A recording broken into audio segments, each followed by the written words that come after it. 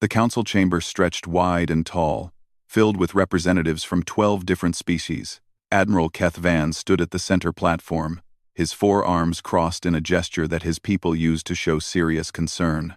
Around him, the council members sat in their designated seats, each one glowing softly with the light of their translation devices. Keth Van had served in the Zeltharan military for 40 cycles. He had seen wars, conquered worlds, and negotiated with countless species. But today, he felt something he rarely experienced. Fear. Council members, he began, his voice steady despite his worry. I stand before you to warn against a terrible mistake.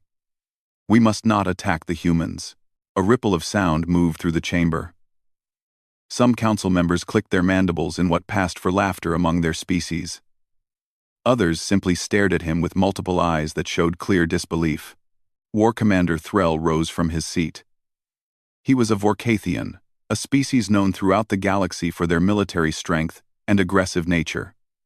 His scales gleamed red under the chamber lights, and his voice carried the confidence of someone who had never lost a battle.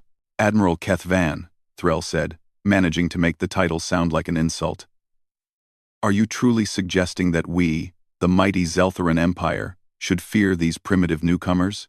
The humans have been in space for less than 100 cycles. They control barely 14 worlds. Their fleet is a fraction of our size. Keth Van kept his composure. He had expected this reaction. Commander Threll, I understand how it appears. But I have studied the humans extensively. I have met them. I have lived among them. They are not like other species we have encountered. Then enlighten us, another council member said. This was Speaker Vorn, a diplomat from the Helixian Consortium. What makes these humans so special? Keth Van activated the display screen behind him. Images appeared, showing a blue and green planet. This is Earth, the human homeworld. It is what they call a death world. The gravity is higher than most civilized planets. The weather systems are violent and unpredictable. The planet is filled with predators that hunt in packs, toxins that can kill with a single touch, and diseases that have claimed billions of their own people throughout their history. Many species come from harsh worlds, Threll interrupted. This proves nothing. Let me finish, Keth Van said firmly. Humans did not just survive on this world. They conquered it. They reached the top of their food chain not through strength or natural weapons, but through their minds. They created tools, formed groups, and developed strategies, and most importantly, they never stopped fighting. He changed the display to show human historical records. In their recorded history alone, humans have fought over 15,000 wars. They have developed weapons that can destroy their entire planet multiple times over. They have split the atom, weaponized diseases, and created machines of war that would terrify most species.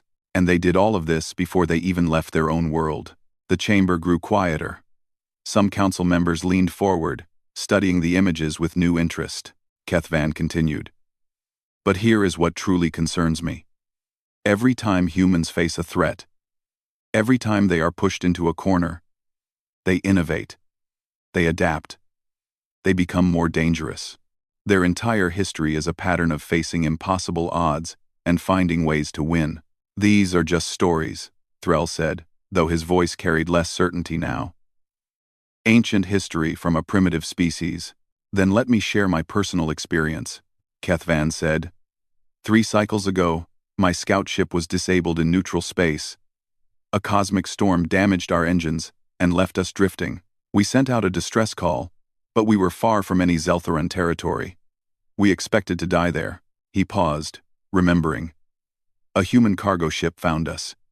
It was called the Morning Star, and its captain was a trader named Greg Hammond. This was not a military vessel. It was a civilian ship carrying farm equipment to a colony world. But when Captain Hammond received our distress signal, he did not hesitate. He altered his course, risked his ship in the aftermath of the cosmic storm, and rescued my entire crew. A single act of kindness does not make a species dangerous, Speaker Vorn observed. I am not finished, Keth Van said. Captain Hammond brought us aboard his ship. It took 2 weeks to reach a repair station. During that time, I observed the humans closely. I watched how they worked. They were efficient, focused, and incredibly skilled at solving problems. When a crisis occurred with their life support system, they did not panic. They did not call for help. They simply fixed it, working together with a coordination that would impress any military unit. He changed the display again, showing the interior of the human ship. But what struck me most was their curiosity. Captain Hammond and his crew asked me countless questions about our species, our technology, and our culture. They wanted to learn, they wanted to understand, and they gave me access to their own databases in return. Kethvan's voice grew harder. I spent those 2 weeks reading everything I could about humanity, their literature, their history, their philosophy, and I realized something that chilled me to my core. Humans have a concept they call total war. When they decide that something threatens their survival, they hold nothing back. They will sacrifice anything, endure any hardship, and fight until either they win or they are completely destroyed. There is no middle ground. You speak of determination, Threll said. We have determination as well. No, Kethvan said flatly.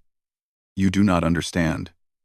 When the humans fought among themselves in what they called their world wars, they mobilized entire populations. Civilians became soldiers. Factories became weapon manufacturers. Every resource, every person, every idea was turned toward victory. And they did this while fighting on multiple continents simultaneously. The casualties numbered in the tens of millions. And still they did not surrender. The chamber was silent now. Even Threll seemed to be considering his words more carefully. I have fought many species, Kethvan continued. I know how warfare works in our galaxy. Most species calculate the cost of conflict against the potential benefit. When the cost becomes too high, they negotiate, surrender, or withdraw. This is logical. This is civilized. But humans do not think this way. When you threaten their homes, their families, or their freedom, cost becomes irrelevant. They will fight with every weapon they have, and when those run out, they will make new ones. He looked directly at Threll. You want to send a fleet to human space to teach them their place. You think that showing overwhelming force will make them submit like the other species we have brought into the Empire. But I promise you, Commander, the humans will not react the way you expect. They will see your fleet as an existential threat, and they will respond accordingly.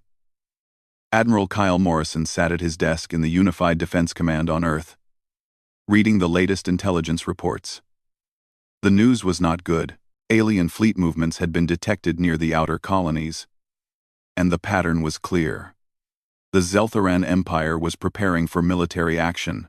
Sir, Commander Hayes is here to see you, his assistant said through the intercom. Send her in, Morrison replied.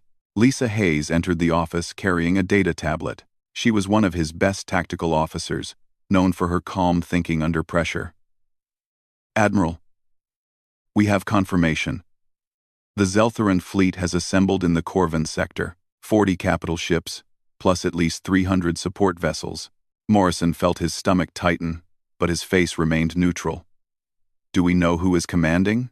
War Commander Threll, Lisa said. He has a reputation for aggressive tactics and quick victories. Intelligence suggests he views this as a punishment mission, not a real war. He thinks we will surrender without a fight, Morrison said. It was not a question. That seems to be the consensus among their command structure, Lisa confirmed. They have successfully used this strategy against 6 other species in the past 30 years. Show overwhelming force, demand submission, and most species comply rather than face destruction. Morrison stood and walked to the window. Below him, the city of Geneva stretched out, peaceful and quiet. It was hard to believe that war was coming to humanity's doorstep. Get me Beth Parker from Intelligence, and have Danny Foster from the Diplomatic Corps join us. Conference room in 10 minutes. When the group assembled, Morrison got straight to the point. We all know what is coming. I want options, and I want honesty. Can we win a conventional fight against this fleet? Beth Parker spoke first. She was young but brilliant, having risen quickly through the intelligence ranks. No, sir. Not in a direct engagement. Their technology is roughly equal to ours, but their numbers are overwhelming. If we meet them ship to ship, we lose. Diplomatic options? Morrison asked, looking at Danny Foster. Danny was a former negotiator who had handled first contact situations with several alien species. He shook his head. We have tried, sir. For the past 4 months, we have offered compromises on the disputed territories. We have suggested arbitration, joint administration, even complete withdrawal, in exchange for mutual recognition of boundaries. They have rejected every proposal. Because they do not want compromise, Lisa said. They want submission. Their entire empire is built on species that accepted vassal status rather than fight. They see it as the natural order. Morrison returned to his seat. Then we need to show them that humans do not fit their natural order. Beth, tell me about their previous conquests. How did those species react? Beth pulled up her data. Consistent pattern across all 6 cases. The target species would assemble their fleet, attempt a defensive formation, and then either surrender after the first engagement or fight a losing battle that lasted a few weeks at most. The Zeltharan forces would accept surrender, install a governing council, and integrate the species into their empire. They expect us to behave the same way, Morrison said. They expect us to look at their numbers, calculate our odds, and make the logical choice to surrender. Yes, sir, Beth confirmed. Morrison allowed himself a small smile. Then we have an advantage. They do not understand how humans think. They do not know our history. They think logic and calculation will govern our response. Danny leaned forward. What are you suggesting, Admiral? Protocol Javelin, Morrison said simply. The room went quiet. Everyone knew what that meant. Protocol Javelin was a contingency plan developed years ago by human military strategists. It was designed specifically for a scenario like this. Facing a numerically superior force that expected conventional warfare and surrender. Lisa spoke carefully. Sir, Protocol Javelin is high risk. If it fails, we lose everything. If we surrender, we lose everything anyway, Morrison countered. Just slower. The Zeltharans may promise us autonomy, but history shows that vassal species gradually lose all independence. Within a generation, humanity would be just another subject race. Our children would grow up as second-class citizens in someone else's empire. The casualties could be significant, Danny warned. The casualties of surrender would be worse, Morrison said. Not in lives lost immediately, but in spirit. Humanity did not claw its way to the stars just to kneel before the first empire that demanded it. We fight. Beth looked at her data tablet. Protocol Javelin requires at least 3 weeks of preparation. The Zeltharan fleet will reach New Pittsburgh in 18 days. Then we start now, Morrison said. Lisa, begin evacuation of all non-essential personnel from New Pittsburgh. Make it look like panic if possible. Let them think we are scrambling and afraid. Beth, I want every intelligence asset we have focused on that fleet. I need to know their formations, their communication protocols, and their standard operating procedures.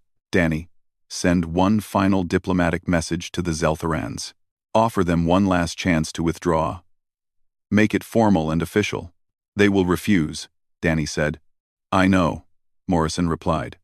But we need it on record that we tried. And more importantly, I want them to see that message and think we are desperate. Let them believe we are hoping for a miracle while we prepare to fight. Over the next week, the plan moved into action. Morrison activated recall codes for all civilian vessels, bringing them back to designated safe zones. Every human ship captain, from military officers to independent traders, responded without question. Within 72 hours, human space was clear of vulnerable targets. Captain Amy Chen, who ran a freight service between the outer colonies, received her recall notice while delivering supplies to a mining station. She did not argue or ask questions. She simply changed course and headed for the rally point. Like every civilian ship captain, she had trained for this scenario. They all knew that when the recall codes went out, It meant war was coming. At New Pittsburgh, the evacuation appeared chaotic to any observers. Transports came and went constantly, carrying families and civilians away from the colony. News broadcasts showed worried colonists talking about the alien threat, expressing fear and uncertainty. It looked like a population in panic, but beneath the surface, something else was happening. Military engineers worked around the clock, installing equipment that had been pre-positioned years ago. They activated defensive systems that had been built into the colony infrastructure from the beginning. They prepared a welcome that the Zeltheron fleet would never forget. Morrison met with his core team every day, refining the plan. "The key is the opening move," he explained during one session. "We need to hit them hard enough to break their assumptions, but not so hard that they scatter or retreat immediately. We want them to commit, to think they can still win if they just push harder." "Captive UFA of harder, and then?" Lisa asked. "Then we show them what happens when you push humans," Morrison said. On the 10th day, Beth brought news. "Admiral, we have intercepted communications from the Zeltheron fleet. They are right on schedule." Threll is confident. His messages talk about a quick victory and minimal resistance. "Perfect," Morrison said. "He is thinking exactly what we want him to think." Danny returned from sending the final diplomatic message. "It is done, sir. I sent a formal request for the Zeltherans to withdraw from human space and enter binding arbitration. I made it sound urgent and concerned." "Their response?" Morrison asked. "They ignored it completely," Danny said. Threll did not even acknowledge receipt. Morrison nodded. "Then we have done everything we could to avoid this. What happens next is on them." He stood and addressed his team. "Listen to me, all of you. In a few days, humanity will face its first real test in the galactic community. We are going to show them that humans cannot be bullied, cannot be conquered, and will not surrender our freedom to anyone. But we are also going to show them that we are not monsters. We will fight with everything we have. But we will also show restraint and mercy when the fighting is done. We will prove that humans can be both fierce and fair." Lisa spoke up. "Sir, some of the fleet commanders are asking about rules of engagement. How far can they go?" "Tell them this," Morrison said. "Disable enemy ships when possible. Destroy them when necessary. Protect our own people first, but if there is an opportunity to rescue enemy survivors without endangering our forces, take it. We are not fighting to exterminate the Zeltharans. We are fighting to teach them that humanity demands respect." The next week passed in final preparations. Morrison reviewed every detail of the plan, looking for weaknesses and contingencies. He barely slept, running simulations in his mind of how the battle might unfold. On the 16th day, the Zeltheron fleet entered human space. Long-range sensors tracked their approach. They moved in standard formation, confident and unhurried.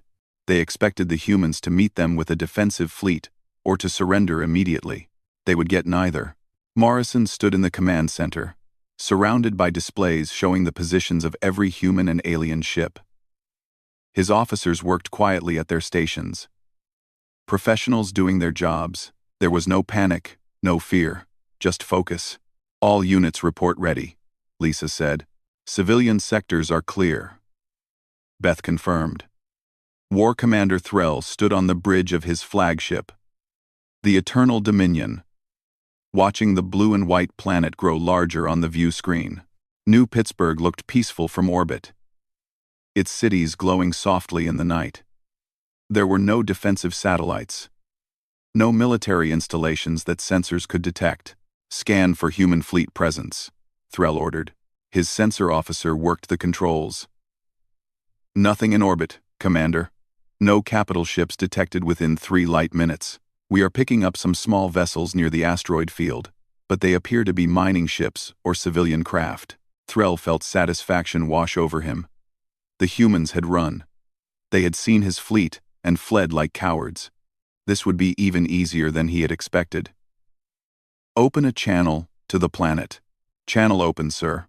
"Attention. Human colony of New Pittsburgh, Threll said, his voice carrying the weight of command. This is War Commander Threll, of the Zeltharan Empire. You have entered territory claimed by the Empire. You will immediately surrender control of this world and all assets. You have 1 hour to comply, or we will begin bombardment. He waited. There was no response. The planet remained quiet, its cities continuing their normal activities as if a fleet of 40 capital ships was not in orbit above them. Perhaps they need encouragement, his second officer suggested. Threll was about to agree when his sensor officer suddenly spoke up. Commander, I am detecting multiple energy signatures. They are coming from the asteroid field, the planetary rings, and the moon. Mining operations? Threll asked. No, sir. These are engine signatures. Small craft, moving fast. They are heading directly toward us. Before Threll could respond, the attack began. Dozens of small human ships emerged from hiding spots throughout the system. They were barely larger than fighters, single-pilot craft that moved with incredible speed. But they were not firing conventional weapons. Incoming projectiles, the sensor officer shouted. They are solid mass, not energy weapons. Moving at extreme velocity. The first kinetic kill vehicle struck a Zeltharan cruiser on the port side. The projectile, accelerated to a fraction of light speed, punched through the ship's shields as if they did not exist. It tore through the hull, the interior decks, and out the other side. The cruiser began to spin, atmosphere venting from the massive hole in its structure. Shields are ineffective, the tactical officer reported. The projectiles are too small and too fast for our defense systems to track. More human ships attacked. They appeared, fired their weapons, and disappeared again before the Zeltharan gunners could target them. Each attack resulted in another damaged or destroyed ship. In the first minute, 5 capital ships were hit. In the second minute, 7 more. Threll watched in shock as his fleet, the pride of the Zeltharan military, was torn apart by weapons that should not work. Their shields were designed to stop energy blasts and slow-moving missiles. Nobody used solid projectiles at these speeds. It was inefficient, wasteful, and completely devastating. "Return fire!" Threll roared. "All ships, open fire on those human vessels." The fleet tried. Energy cannons blazed across space, missiles launched in all directions. But the human ships were too fast, too small, and too unpredictable.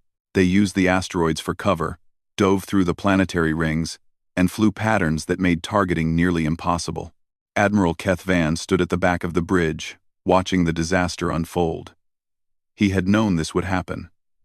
He had tried to warn them, but even he had not expected the humans to be this effective this quickly. "Commander," Keth Van said quietly, "we need to withdraw and regroup."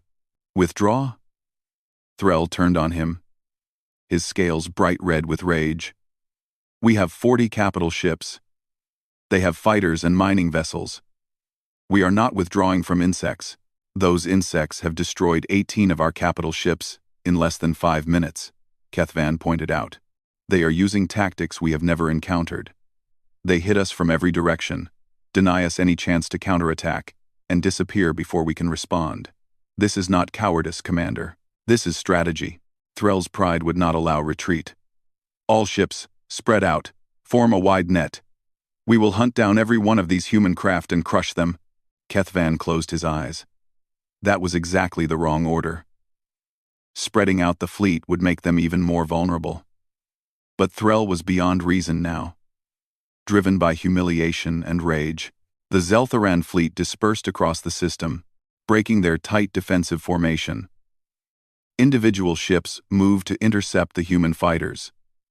It was like trying to catch insects with nets. The human ships simply avoided the larger vessels, striking from unexpected angles and then vanishing again. Then the second phase of the human attack began. "Commander, new contacts," the sensor officer called out. "Large vessels approaching from the system edge. I count at least 20 human capital ships." These were different from the fighters. These were proper warships, equipped with the weapons and defenses that the Zeltharans understood. But they moved in ways that Zeltharan ships did not, formations that shifted and changed constantly. The lead human vessel was commanded by Captain Jake Russell, though Threll did not know that. Russell had served in the human navy for 15 years, and he understood something that the Zeltharans did not. Modern warfare was not about standing in formation and trading shots. It was about confusion, deception, and overwhelming your enemy's ability to respond. All units, execute swarm pattern Delta, Russell ordered. From each human capital ship, thousands of small missiles launched. They did not fly straight toward their targets. Instead, they moved in seemingly random patterns, coordinating with each other through basic artificial intelligence.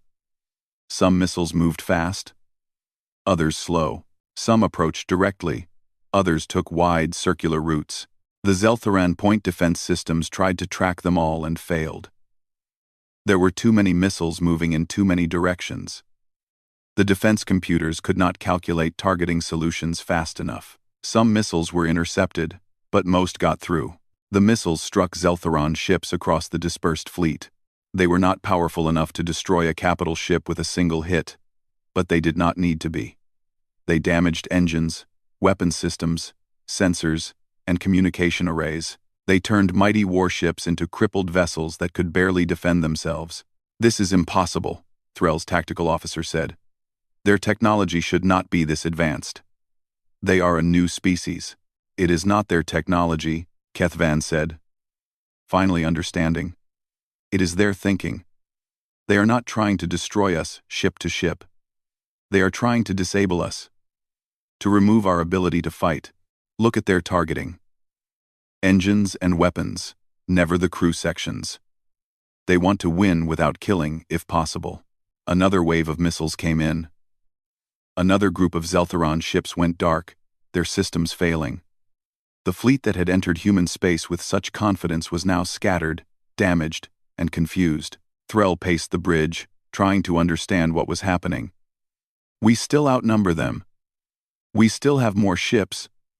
Order all vessels to target the colony. If we cannot catch their ships, we will force them to defend a fixed position." "Commander." "No," Kethvan said urgently. "That is what they want you to do. Can you not see? Everything they have done has been designed to make you react emotionally instead of strategically." "Enough," Threll roared. "I am in command here. All ships, target New Pittsburgh. Prepare for planetary bombardment." The remaining Zeltharan ships turned toward the planet, charging their weapons. If the humans would not fight a proper battle, then Threll would force them to surrender by threatening their colony. But as the ships approached the planet, something changed. Energy readings spiked across the colony's surface. Structures that had appeared to be normal buildings revealed themselves as weapon platforms. They had been there all along, disguised and waiting. "What is that?" Threll demanded. "The entire colony is armed," the sensor officer said in disbelief. "Every structure, every platform, every settlement. They built weapons into their colony from the beginning. The platforms activated, but they did not fire explosive weapons or energy blasts. Instead, they released focused electromagnetic pulses. The pulses washed over the approaching Zeltharan ships, disrupting their electrical systems. One by one, the warships went dark. Their engines stopped, their weapons powered down, their life support switched to emergency backup. The crews were alive and unharmed, but their ships were dead in space. Captain Nick Torres, commanding one of the human escort vessels, watched the alien ships drift helplessly. "All ships, begin rescue operations. Get tractor beams on those vessels before they crash into the planet or each other." On the Eternal Dominion, emergency lights flickered on. The main power was gone, but backup systems kept the crew alive. Threll stood in the dim light of his bridge, finally understanding what had happened. The humans had not won through superior technology or greater numbers. They had won through strategy, preparation, and by fighting in ways the Zeltharans never expected. "Sir, we have an incoming transmission," the communication officer said, running his equipment on battery power. "From one of the human ships." "Put it through," Threll said quietly. A human face appeared on the screen. It was Admiral Kyle Morrison, though he did not introduce himself. Commander Threll, I assume you are in command of this fleet. My name is not important. What is important is that you understand your situation. Your fleet is disabled but intact. Your crews are alive. We have begun rescue operations for any vessels in danger of collision or power failure. You have two choices now. You can accept these facts and negotiate a ceasefire. Or you can continue to resist and force us to take more drastic measures. Threll wanted to rage, to threaten, to demand. But he looked around. The hours after the battle were filled with activity. Human ships moved through the debris field, securing disabled Zeltheron vessels and providing emergency aid where needed. Admiral Kyle Morrison watched from the command center as his crews worked with the efficiency that came from careful planning and training. Status report, Morrison said to Commander Lisa Hayes. Lisa consulted her displays. 16. Zeltheron capital ships destroyed or beyond repair. 24 disabled but salvageable. All human vessels accounted for with minimal damage. We have 3 injured personnel, none serious. The aliens have approximately 12,000 crew members who need medical attention or evacuation from damaged ships. Morrison nodded. And our losses? 7 fighters destroyed, 18 personnel confirmed dead, Lisa said quietly. Another 32 injured. Every life lost was a tragedy. But Morrison knew the battle could have been far worse. Make sure the families are notified personally. I want full honors for everyone we lost. Yes, sir, Lisa said. Beth Parker entered the command center carrying fresh intelligence reports. Admiral, we have intercepted communications between the Zeltheron fleet and their home command. They are trying to understand what happened. The reports they are receiving do not match anything in their military doctrine. What are they saying? Morrison asked. Confusion mostly, Beth replied. Threll has reported the battle results. But his superiors are having trouble accepting them. They keep asking how a numerically inferior force defeated them so completely, because they still do not understand how humans fight, Morrison said. They think of warfare in terms of ships and weapons. We think of it in terms of strategy and psychology. We won before the first shot was fired, simply by preparing for a different kind of battle than they expected. Danny Foster joined them. Admiral, we are receiving a formal communication request from the Zeltheron flagship. It is Admiral Keth Van. He is asking to speak with you directly about terms. Morrison straightened his uniform. Put him through. Private channel. The screen activated, showing Keth Van standing in a dimly lit room. The Zeltheron admiral looked tired, but composed. Admiral Morrison, I presume? You presume correctly, Morrison said. What can I do for you, Admiral Keth Van? I am here to negotiate on behalf of War Commander Threll, Keth Van said. Though in truth, I am here because I warned my superiors this would happen. And now, I must help clean up the disaster. Morrison allowed himself a slight smile. You tried to warn them? I did, Keth Van confirmed. I told the council that humans were different, that attacking you would end badly. They did not listen. Threll certainly did not listen. And now we are here, with our fleet in ruins and our pride shattered. War is a hard teacher, Morrison said. What terms is Threll offering? Keth Van's expression was difficult to read, but Morrison sensed resignation. We are not in a position to offer terms. We are here to ask what your demands are. The commander has authorized me to negotiate our surrender. Morrison had prepared for this moment. My terms are simple. Your fleet will withdraw from human space immediately. The Zeltheron Empire will recognize human sovereignty over all worlds we currently control, including the disputed territories. You will agree to binding arbitration for any future territorial disputes. And you will sign a non-aggression treaty valid for no less than 50 standard years. Keth Van listened carefully. And in exchange? In exchange, we return all your surviving personnel unharmed. We provide repair assistance to any vessel that can be salvaged.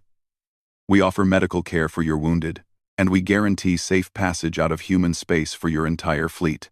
There was silence on the other end. Finally, Keth Van spoke. That is all? No tribute? No demands that we become your vassals? No trials for war crimes? That is all, Morrison confirmed. We did not want this war, Admiral. Your empire forced it on us. We defended ourselves. Now we want peace. With dignity for both sides. The only thing we demand is respect for our sovereignty and our freedom. Keth Van seemed genuinely moved. You are offering mercy to an enemy who came to conquer you. We are offering peace to an enemy who was misled about our nature, Morrison corrected. I read the reports, Admiral. I know you tried to warn them. This war did not have to happen, we both know that. But now that it has happened, we need to make sure it does not happen again. I will present your terms to the commander, Keth Van said. Though I can tell you now that he will accept them. He has no other choice. The transmission ended. Morrison turned to his staff. Thoughts? Generous terms, Lisa observed. Some will say too generous. Some will say we should demand more. Danny agreed. That we should use our victory to gain territory or resources. Morrison shook his head. That is how empires think. That is how species become the villains of their own stories. We fought to protect our freedom, not to become conquerors ourselves. If we win this battle but lose that principle, then we have lost something far more important. Over the next 2 days, the terms were formalized. Threll accepted them without modification, though the humiliation was clear in his voice during the brief communications. Human ships helped repair Zeltharan vessels, transferred medical supplies, and even provided spare parts when available. Captain Amy Chen, the civilian freighter captain, was one of many who volunteered to help. Her ship, the Lucky Dragon, was equipped with cargo handling equipment that proved useful in rescue operations. She and her crew pulled 3 Zeltharan officers from a damaged cruiser that was losing atmosphere. One of the rescued aliens, a young commander named Veth, spoke to Amy while receiving treatment in the Lucky Dragon's small medical bay. Why are you helping us? Veth asked. We came to conquer your world. We would have enslaved your people. Yet you risk your life to save mine. Amy checked the medical readings and adjusted the oxygen mix. Because the war is over. You lost, but that does not mean you should die. Besides, you were following orders from someone who did not understand what he was getting into. That is not a crime worthy of death. But we are enemies, Veth insisted. We were enemies, Amy corrected. Now, we are just people. You will go back to your empire. I will go back to my freight runs. Maybe in a few years, I will deliver cargo to a Zeltharan world, and you will be the one inspecting the shipment. Stranger things have happened. Veth thought about this. Your species is strange. You fight with great ferocity, but you show kindness to the defeated. I do not understand it. It is simple, Amy said. We fight to protect what we love, but once the fighting is over, there is no reason to keep hating. Hatred is exhausting. Peace is easier. She finished her checks and stood. You are stable now. Rest. We will have you transferred to one of your own medical ships in a few hours. Similar scenes played out across the system. Human crews worked alongside alien crews to save lives and repair ships. The Zeltharans, who had expected either death or enslavement, found themselves receiving help from the very people they had come to conquer. It confused them, challenged their understanding of warfare, and ultimately changed how many of them viewed humanity. On the 3rd day, Admiral Morrison met with Admiral Keth Van in person. The meeting took place on a neutral station, at the edge of human space. Both admirals arrived with minimal security, a show of good faith. They sat across from each other in a simple conference room. Keth Van studied Morrison carefully. You fought brilliantly. Your tactics were unlike anything I have seen in 40 cycles of military service. Thank you, Morrison said. Though I would have preferred to never fight at all. As would I, Keth Van agreed. But since we did fight, I must ask. How did you prepare so effectively? You seemed to anticipate our every move. Morrison considered how much to reveal. We studied your previous conquests. We analyzed how other species responded and how you defeated them. Then we asked ourselves, what would happen if someone did not respond the way you expected? What if someone fought in ways that your doctrine did not cover? That became Protocol Javelin. Protocol Javelin, Kethvan repeated. A weapon designed specifically to defeat us. A strategy designed to fight any numerically superior force that expected conventional warfare, Morrison clarified. But yes, your empire's methods were the primary inspiration. You have been very successful for a long time, Admiral. That success made you predictable. Kethvan made a gesture that indicated respect in his culture. I underestimated humans. Even after living among them, even after warning my superiors, I did not truly grasp how dangerous you could be. That was my failure. You were the only one who tried to warn them, Morrison pointed out. That took courage. And now you are here. Negotiating peace. That takes wisdom. Perhaps your people chose the right representative after all.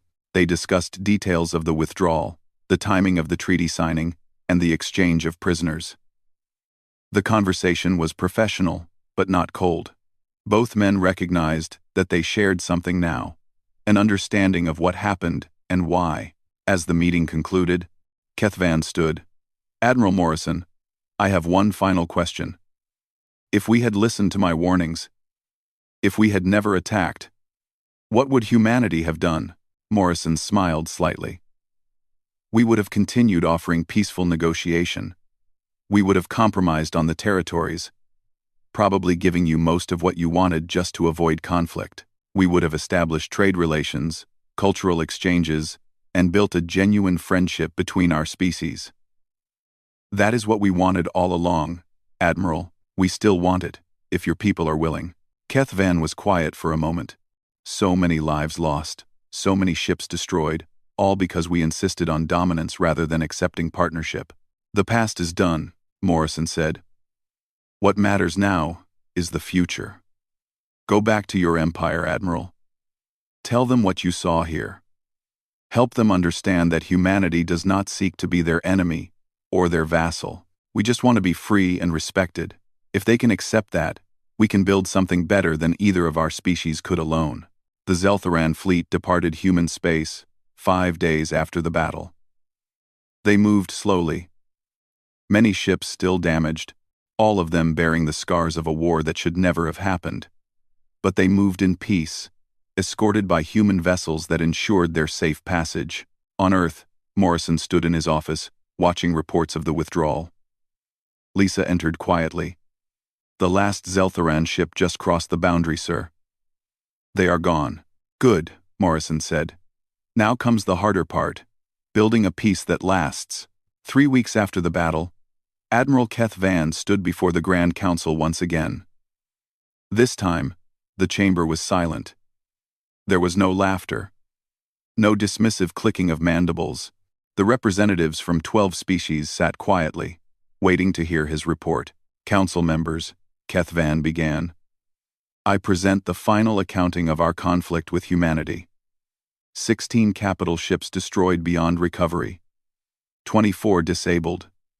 Currently under repair. 347 support vessels damaged or lost. 12,000 casualties. Though I must note that 90% of those survived thanks to human rescue efforts. He paused, letting the numbers settle. In exchange for this defeat, we gained nothing. The disputed territories remain in human hands. We signed a non-aggression treaty that binds us for 50 cycles.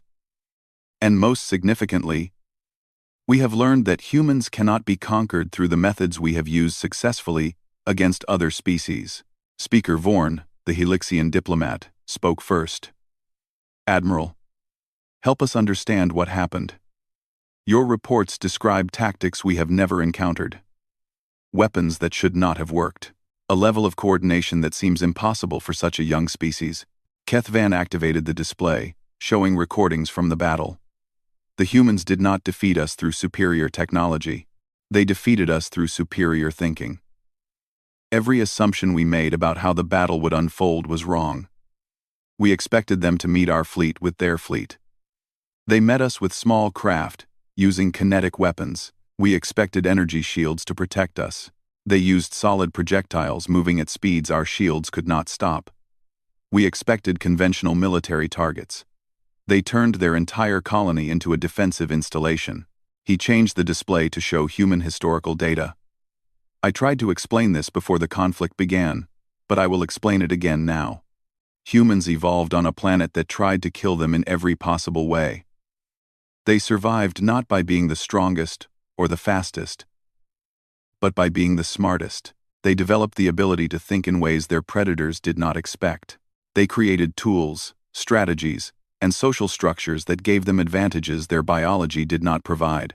But they are not unique in this, another council member objected. Many species developed intelligence to survive. True, Kethvan agreed. But humans took it further. They did not just survive their planet. They conquered it. They became the dominant species not through evolution but through innovation. And then, critically, they spent thousands of cycles fighting each other. Every human conflict, every war, every battle taught them new ways to fight. They developed a military culture that values creative thinking over rigid doctrine. He pulled up data on human wars. Look at their history. In their World War II, they invented nuclear weapons. In their Cold War, they developed rocketry and satellite technology. In every conflict, they made technological leaps that would normally take centuries. They do this because they see war as a problem to solve, not a ritual to perform. And they are very, very good at solving problems. War Commander Threll, who had remained silent until now, finally spoke. His voice was quiet, lacking the confidence it had held before. But they also showed mercy. They could have destroyed us completely. They had the opportunity and the justification, yet they chose to save our crews, repair our ships, and offer us peace with dignity. I do not understand this. Kethvan turned to him. That is perhaps the most important lesson of all, Commander. Humans are capable of extreme violence, yes. But they are also capable of extreme compassion. They do not separate these qualities. Both exist together in their culture. They will fight to the death to protect what they value, but once the fighting ends, they see no reason to continue hostility. He walked to the center of the chamber. This is what makes humans truly dangerous to our way of thinking. We build empires through conquest and dominance. We force other species to submit through shows of overwhelming force.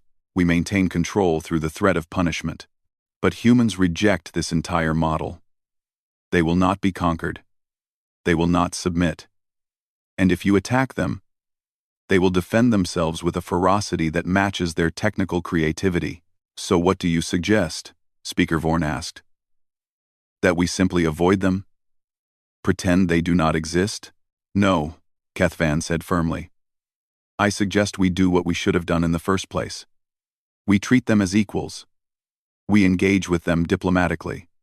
We establish trade relations and cultural exchanges. We learn from them as they are willing to learn from us. Because the alternative is that we eventually try to conquer them again, and the result will be the same or worse. The council chamber filled with discussion. Some members argued for isolation, others for revenge. But Kethvan noticed that none argued for immediate military action. The defeat had been too complete, too humiliating.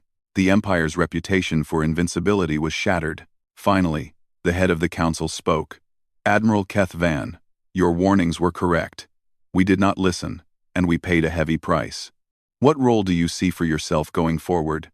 Kethvan had prepared for this question. I request assignment as ambassador to humanity. I believe I can help rebuild relations between our species.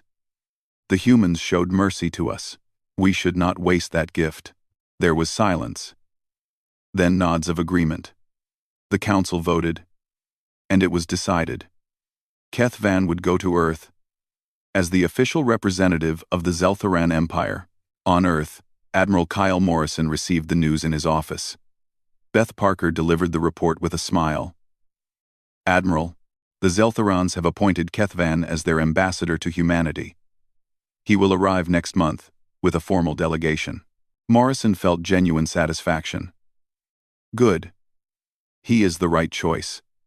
He understood us before the conflict began. He will help prevent future misunderstandings. There is more news, Beth continued. We are receiving diplomatic inquiries from 6 other species in the region. They all want to establish formal relations with humanity. It seems our victory made quite an impression. Let me guess, Morrison said. They want to make sure they are on our good side in case conflict arises. Basically, yes, Beth confirmed. Though some seem genuinely interested in trade and cultural exchange, the Helixian Consortium has already proposed a technology sharing agreement. Morrison considered this. Set up meetings with all of them. Be polite but make our position clear. We are not interested in building an empire or collecting vassal species. We want peaceful coexistence and mutual respect. Those who can accept that are welcome. Those who cannot should maintain their distance. Over the following weeks, humanity's position in the galaxy changed dramatically. The small, young species that had been ignored or dismissed was now taken seriously. Trade agreements were signed. Embassy exchanges were established. Human ships began traveling to alien worlds, and alien ships visited human colonies. Captain Amy Chen was one of the first civilian captains to take advantage of the new opportunities.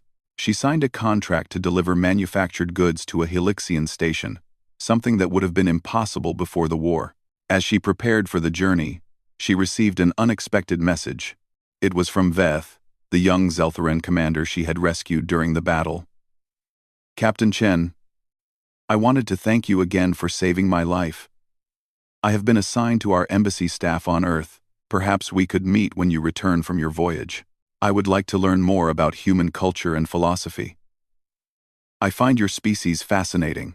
Amy smiled and sent a reply. I would like that. There is a good restaurant in Geneva that serves food from both our worlds. We can share a meal and stories. See you soon. Admiral Morrison stood in the same conference room where he had met with Keth Van, but this time, multiple alien representatives were present. They were signing a mutual defense treaty, something unprecedented in this region of space. The species who had once competed and fought were now agreeing to protect each other. This treaty represents a new way forward, Morrison said to the assembled diplomats. Not domination, but cooperation. Not conquest, but partnership. Humanity is proud to be part of this alliance. The representatives signed one by one. When it was done, they shared a meal together, discussing trade routes, scientific collaboration, and cultural programs. It was the kind of diplomatic success that would have seemed impossible just months ago. Later, Morrison met privately with Keth Van, who had arrived early to help prepare for the treaty signing. They sat in comfortable chairs, sharing a drink that was safe for both their biologies. You were right, Keth Van said.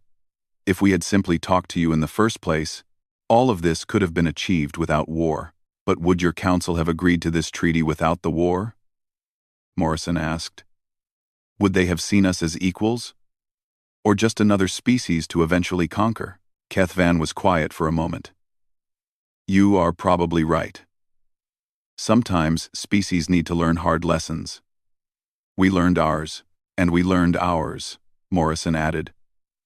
We learned that we can defend ourselves in this galaxy. We learned that other species will respect us if we show strength, but we also learned that we do not want to become what we fought against. We do not want to be conquerors. What do you want? Keth Van asked. Morrison looked out the window at the stars. We want to explore. We want to learn. We want to meet new species and share ideas. We want our children to grow up in a galaxy where different cultures work together instead of fighting each other. We want the same things we always wanted, just with the confidence that we can protect those dreams if necessary. A reasonable goal, Keth Van said. And one I will help you achieve, if I can. They talked long into the night, making plans for the future. Cultural exchange programs, joint scientific missions, trade agreements that would benefit both species. The war was becoming history, replaced by the careful work of building peace. Months passed. The treaty held. Trade flourished. Humans and aliens worked together on projects that benefited everyone. The destroyed ships were replaced, the wounded healed, and the memories of the battle faded into cautionary tales told to remind people why peace was precious. On the anniversary of the battle, Morrison stood at a memorial service honoring those who had died. Human and alien representatives attended together, laying flowers and offering prayers in multiple languages. The ceremony was a reminder of what had been lost, but also of what had been gained. As he left the memorial, Morrison found himself walking with Keth Van. The alien admiral had become a genuine friend over the months. Someone Morrison respected and trusted. "Do you ever regret how things happened?" Keth Van asked. "All the death, the destruction, the pain?" Morrison thought carefully before answering. "I regret that it was necessary. I regret every life lost, on both sides. But I do not regret defending humanity. And I do not regret what we built afterward. Sometimes you have to fight to earn the right to peace." "A human philosophy," Keth Van observed. "Maybe," Morrison agreed. "But it is a philosophy that works. We fought with everything we had. We proved that humanity could not be conquered. And then we offered our hand in friendship. That combination of strength and compassion is what defines us." They reached the transport station where Keth Van would return to the embassy. Before leaving, the alien admiral turned back. "Admiral Morrison, I am glad we met under peaceful circumstances after the war. But I am also glad I tried to warn my people, even though they did not listen. At least I can say I tried to prevent the conflict." "You did more than try," Morrison said. "You understood us when others did not. You respected us when others saw us as primitive. That understanding is why you are the perfect ambassador. Keep building bridges, Admiral. That is how we ensure this peace lasts." Keth Van made the gesture of respect in his culture, and Morrison returned it in his own way. Then the alien admiral departed, returning to his work of building the future. Morrison stood alone for a moment, looking at the sky. Somewhere out there, human ships were exploring new worlds. Human scientists were making discoveries. Human children were growing up in a galaxy that was safer and more open than it had been a year ago. All because humanity had proven a simple truth when faced with an empire that demanded submission. Humanity had shown that some species would rather fight to the death than surrender their freedom. And having won that fight, humanity had shown that mercy was not weakness, but the foundation of lasting peace. It was a lesson the galaxy would not forget. The alien admiral had tried to warn them not to fight the humans. They had not listened, and they had learned the hard way that humanity meant what they said: leave us in peace, or face total annihilation. But more importantly, they learned that humans meant the rest of their message too. Accept peace with honor, and find friends instead of enemies. The future was uncertain, as futures always are. But for now, humanity had earned its place among the stars, and the galaxy was better for it. "Do you think they learned their lesson?" Lisa asked. Morrison turned from the window. "Some of them did. Keth Van certainly did. Whether the Empire as a whole learns remains to be seen. But they know now that humanity cannot be bullied. That alone might be enough to prevent future conflicts." "And if it is not enough?" Lisa asked. "Then we will be ready," Morrison said simply. "We will always be ready. That is the price of freedom." His darkened bridge and knew the truth. He had lost. Completely and totally. "What are your terms?" he asked, the words bitter in his mouth. "We will discuss terms once we have ensured the safety of all personnel, yours and ours," Morrison said. "In the meantime, I suggest you contact your superiors and inform them of the situation. I think they need to understand what happens when you attack humanity." The transmission ended. Threll stood in silence, feeling the weight of his failure. He had brought the Empire's finest fleet to crush a weak enemy. And instead, he had lost almost everything. His career was over. His reputation was destroyed, but he was alive. His crew was alive. And as he thought about it, he realized something. The humans could have killed them all. They had the opportunity, the weapons, and the justification. But they had chosen mercy instead. They had won the battle, but chosen not to slaughter the defeated. Admiral Keth Van approached him in the darkness. Now do you understand, Commander? Humans do not fight for conquest. They fight for survival and freedom. And when they win, they offer peace. This is what I tried to warn the Council about. Humans are dangerous not because they are cruel, but because they are both capable of great violence and great mercy. Threll said nothing. There was nothing to say. The Admiral had been right all along. Final diplomatic channels are open if they want to talk, Danny added. Morrison took a deep breath. This was it. The moment that would define humanity's place in the galaxy. Send the message to all commands. Protocol Javelin is now active. All units are weapons-free. Let us show them what they are really facing. Around the New Pittsburgh system, hidden human forces prepared to strike. In asteroid fields, behind moons, buried in the rings of gas giants, small ships powered up their engines. Larger vessels at the edge of the system ended their stealth mode and began their approach. The Zeltharan fleet continued forward, unaware that everything was about to change. Morrison watched the display, his jaw set with determination. The aliens thought they were coming to discipline a minor species. They were about to learn that humans were nobody's subjects. The message would be simple and clear. Threaten humanity, and face total annihilation. Threll stood tall, his scales shifting to a deeper shade of red. Then they will be destroyed. 40 capital ships should be more than enough to handle whatever resistance they can muster. That is exactly what concerns me, Keth Van said quietly. You think you are bringing enough force to guarantee victory, but you are actually bringing enough force to guarantee that the humans will unleash everything they have. You will not face an army, Commander. You will face an entire species that has decided you must be stopped at any cost. The vote was called. Council members made their choices, one by one. When it was done, the decision was clear. The strike fleet would be assembled. War Commander Threll would lead it to human space. The humans would be given one chance to surrender their disputed territories, and if they refused, they would be crushed. Keth Van left the chamber feeling hollow. He had done his duty. He had warned them. But they had not listened. As he walked through the corridors of the government complex, he wondered if he should find a way to warn the humans. But he was bound by his oath to the Empire, by his loyalty to his people. All he could do now was watch as events unfolded, and pray that his species would survive the mistake they were about to make.